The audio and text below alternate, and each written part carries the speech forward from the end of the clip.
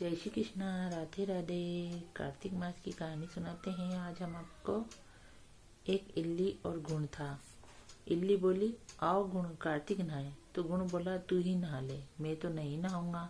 बाद में इल्ली तो राजा की लड़की के पल्ले लगकर चली गई। वह कार्तिक नहाती रही और गुण नहीं नहाया। कार्तिक उतरते ही दोनों मर गए। बाद में इल्ली ने कार्तिक नहाने के कारण राजा के घर जन्म लिया और गुण राजा के घर गधा बना। राजा ने बेटी का विवाह सावा निकलवाया। बेटी ससुराल जाने के लिए विदा होने लगी तो बेटी की बैलगाड़ी रुक गई। राजा रानी बोले कि बैलगाड़ी क्यों रुक गई है बेटी, तुझे जो चाहिए मांग ले।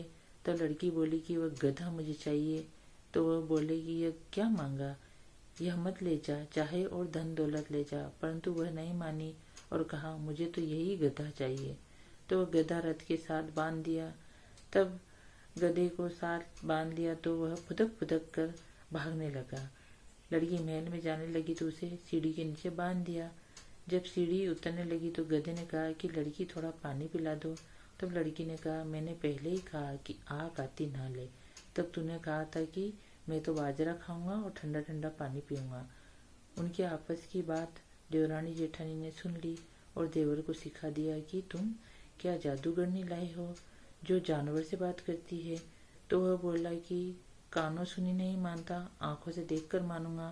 दूसरे दिन वह छुप कर बैठ गया और देखा कि रानी महल से नीचे उतरी तो गधा फिर वही बात बोला और रानी ने जवाब भी दिया।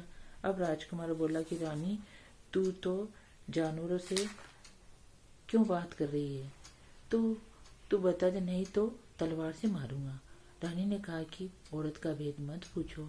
तब राजा ने कहा कि मैं तेरा पूरा भेद लूंगा। रानी ने कहा कि पिछले जन्म में मैं तो इल्ली थी और वह गुण था। तब मैंने कहा कि आ गुण, काती नहा ले। तो वह नहाया नहीं, जिससे ये गधा बन गया। मैं रानी के पल्ले के लग कर कार्तिक नहाई तो मैंने राजा के घर जन्म लिया। यह बात सुनकर राजा ने कहा कि कार्तिक के नहाने का क्या फल है। तो रानी ने कहा कि कार्तिक नहाने से मैं आपके घर में राजपाट कर रही हूँ। तब राजा ने कहा कि इतना फल है तो हम दोनों अब जोड़े से नहाएंगे और बहुत दान पुण्य करेंगे, जिससे आगे हमें और ज्यादा सुख मिलेगा। दोनों जने कार्तिक नहाने लगे तो राजा के घर में बहुत अन्न धन संपत्ति हुई। हे कार्तिक महाराज, जैसा इल्ली को सुख दिया वैसा सबको देना।